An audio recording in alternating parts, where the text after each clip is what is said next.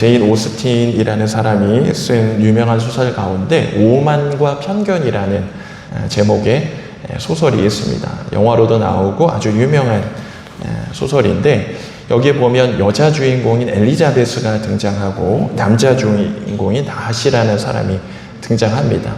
근데 두 사람이 처음 만났을 때에 이 여자 주인공인 엘리자베스가 남자 주인공을 봤을 때 굉장히 오만한 느낌을 받습니다. 그리고 그 오만함에 대한 마음에 첫인상이 굳어지게 되죠. 반대로 이 다하시라는 사람은 이 여주인공에 대한 생각을 볼 때 자신과 자신이 생각하는 기준의 사람이 아니다 라는 생각이 들죠.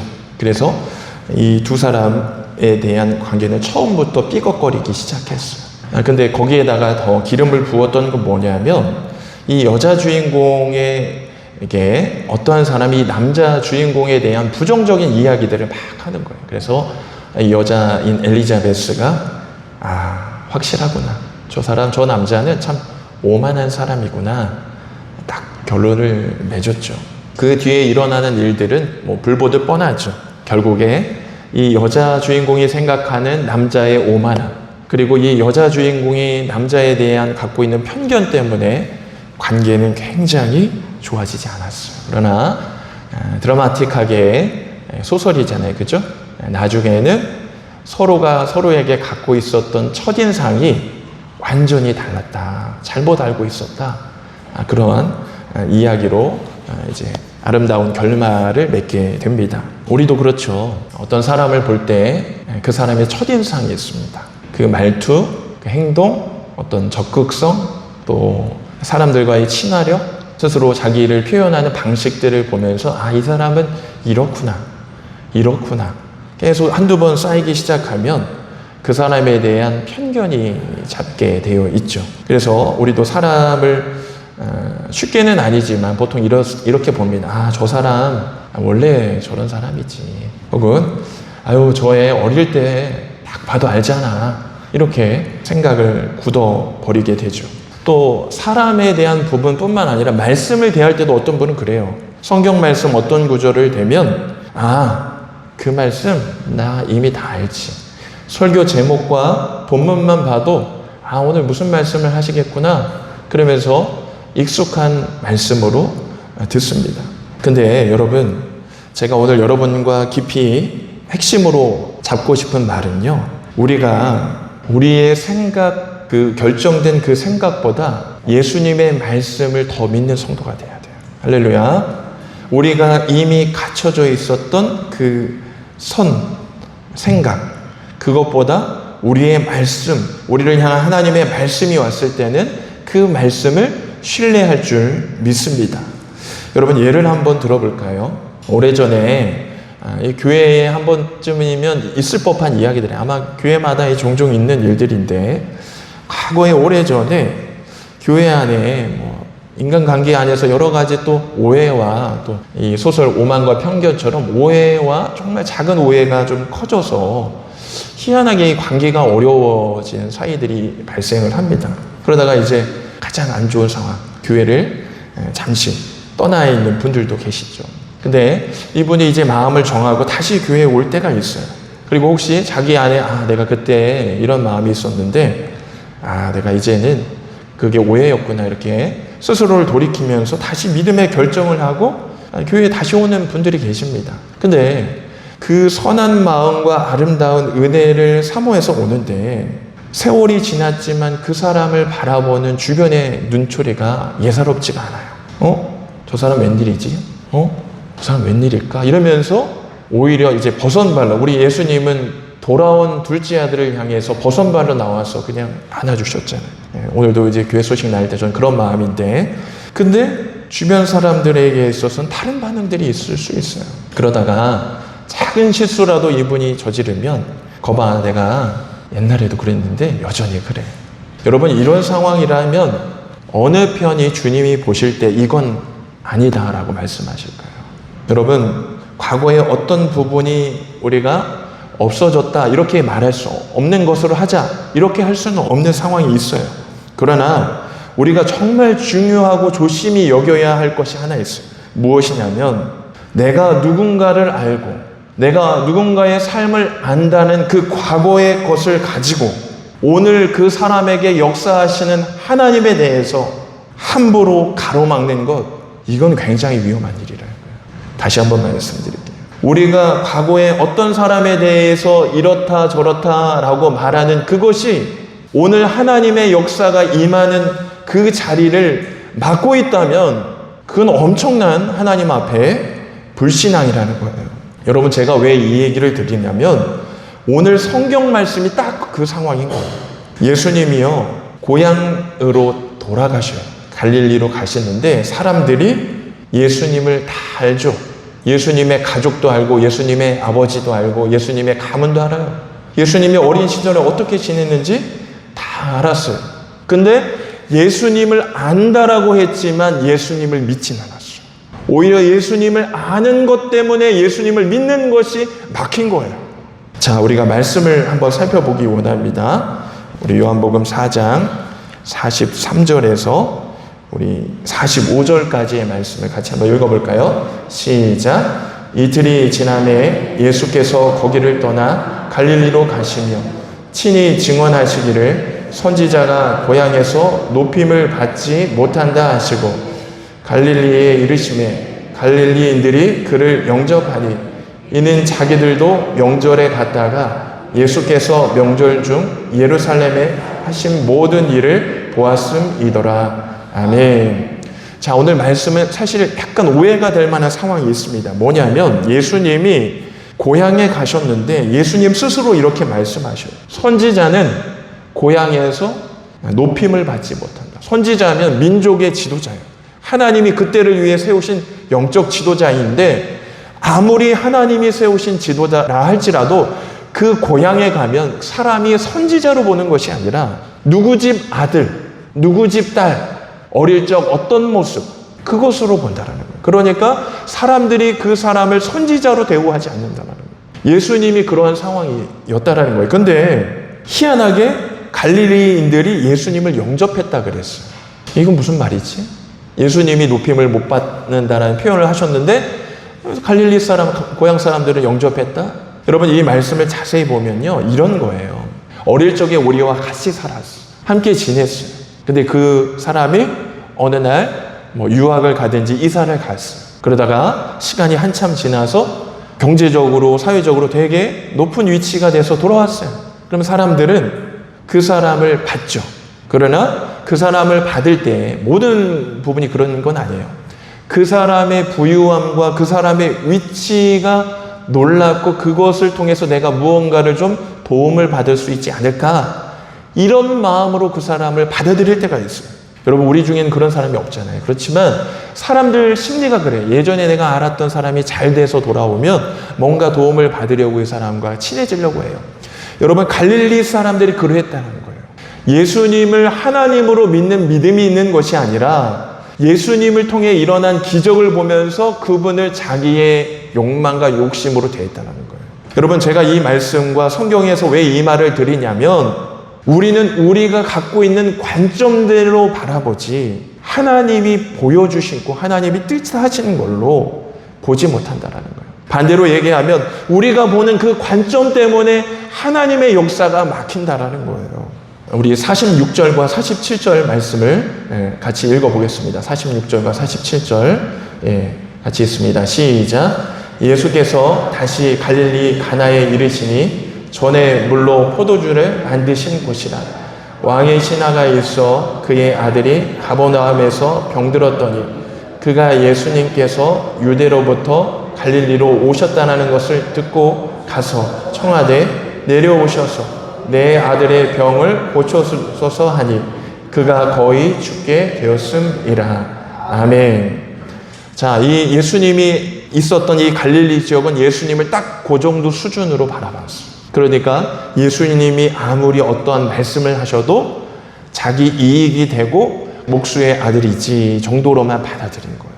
근데 오늘 새로운 인물이 등장합니다. 왕의 신하가 등장해요. 왕의 신하가. 근데 이 왕의 신하에게는 아들이 하나 있었어요. 근데 이 아들이 열병이 나서 죽게 된 거예요.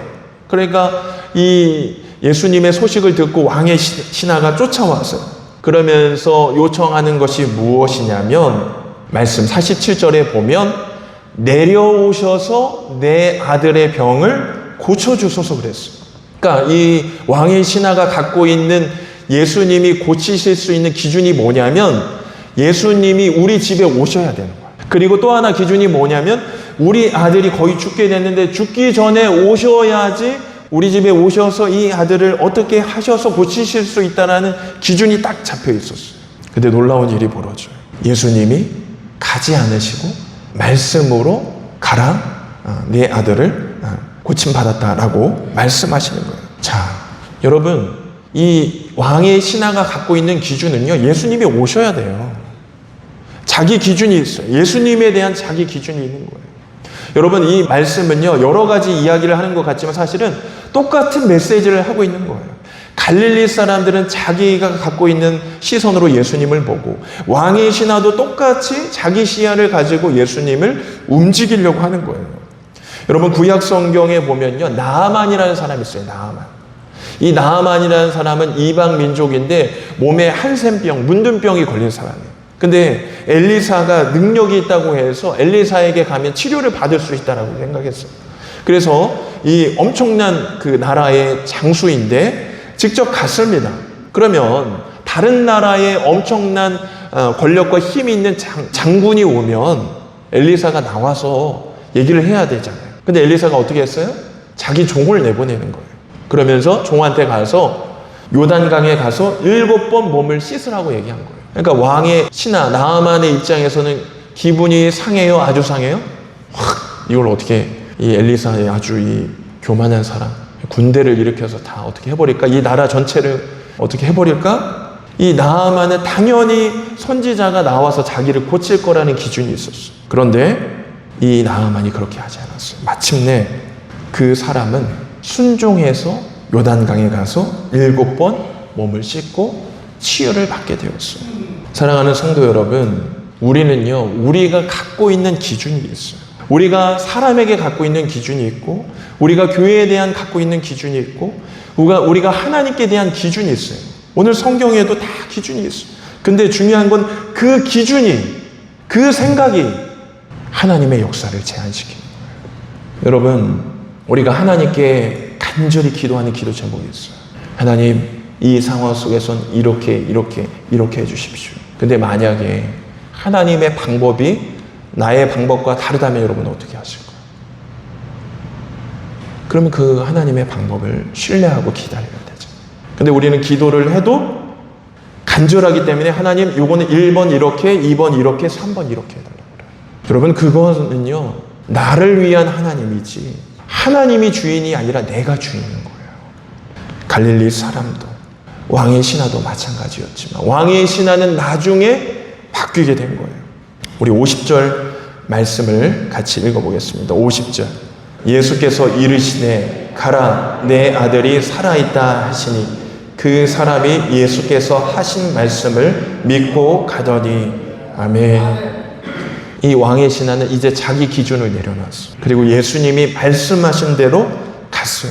말씀을 믿고 갔습니다. 그랬더니 어떤 변화가 일어났어요? 51절부터 53절까지 말씀 볼까요?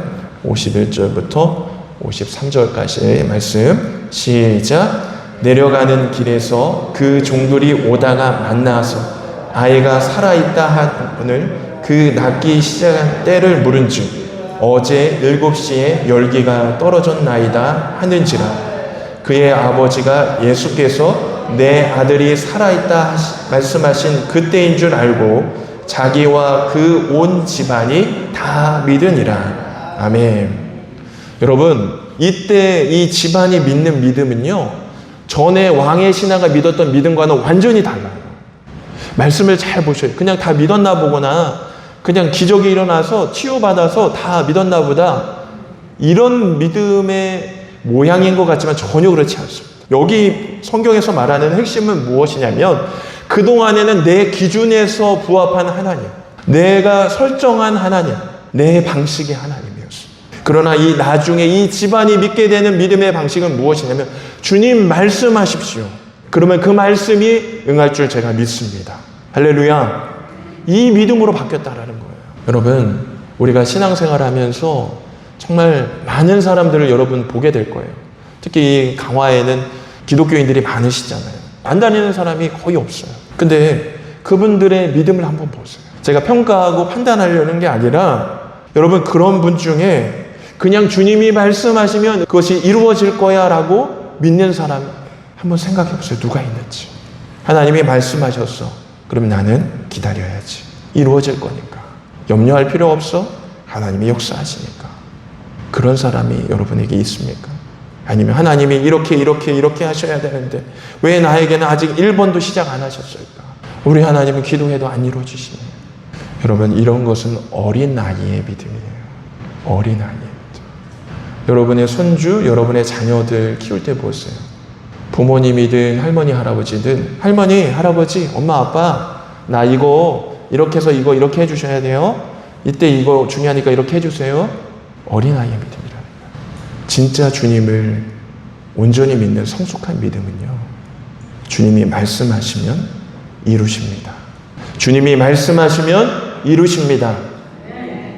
조건과 상황은 하나님 막혀 있는 것 같지만 주님이 말씀하시면 이루어질 줄 믿습니다.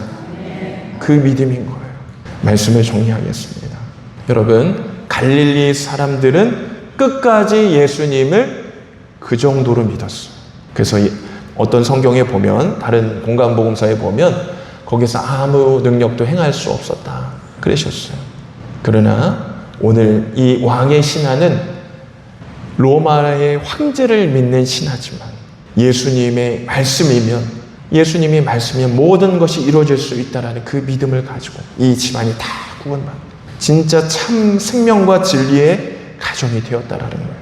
저는 저와 여러분들이 그러한 믿음의 가정, 믿음의 명문가를 이뤄가시기를 간절히 축원드립니다.